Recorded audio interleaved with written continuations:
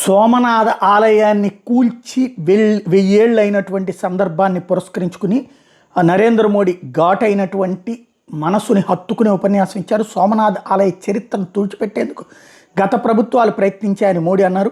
బానిస మనస్తత్వంతో దాని ప్రాముఖ్యతను విస్మరించారని కాంగ్రెస్ పార్టీని ఉద్దేశించి విమర్శించారు. స్వతంత్రం వచ్చిన తర్వాత సర్దార్ పటేల్ చేసిన ఆలయ పునర్నిర్మాణ ప్రయత్నాలను అడ్డుకున్నారని గుర్తు చేశారు. భారత తొలి రాష్ట్రపతి డాక్టర్ రాజేంద్ర ప్రసాద్ ఈ పుణ్యక్షేత్రాన్ని సందర్శించాలని నిర్ణయించుకున్నప్పుడు అభ్యంతరాలు వ్యక్తం చేసిన నెహ్రూనేనన్నటువంటి విషయాన్ని గుర్తు చేశారు. సోమనాథ్ మీద విదేశీ దురాక్రమణదారులు అనేక దండయాత్రలు చేశారని ప్రధాని అన్నారు. ఈ ఆలయం ధైర్యం, త్యాగాలు, దృఢ సంకల్పానికి నిదర్శనం అన్నారు. 1000 సంవత్సరాల తర్వాత కూడా ఆలయం మీద జెండా ఎగురుతూనే ఉందని, అది భారతదేశ స్ఫూర్తిని ప్రపంచానికి చాటుతోందని గుర్తు చేశారు. సోమనాథ్ స్వాభిమాన్ పర్వ్లో భాగంగా జరిగిన మీటింగ్లో ఆయన ప్రసంగించారు. ఆలయం మీద దాడికి 1000 ఏళ్ళైన సందర్భంగా ప్రత్యేక వ్యాసం కూడా రాసింది. మొన్ననే మనం దాని గురించి మాట్లాడుకున్నాం.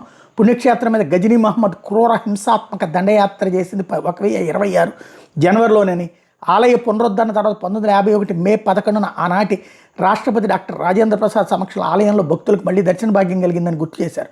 దాడి ప్రయత్నం జరిగిన ప్రతిసారి ఆలయాన్ని కాపాడేందుకు ప్రజలు దృఢంగా అడ్డుపడ్డారని, కొందరు ప్రాణత్యాగం చేశారని గుర్తు చేసుకున్నారు.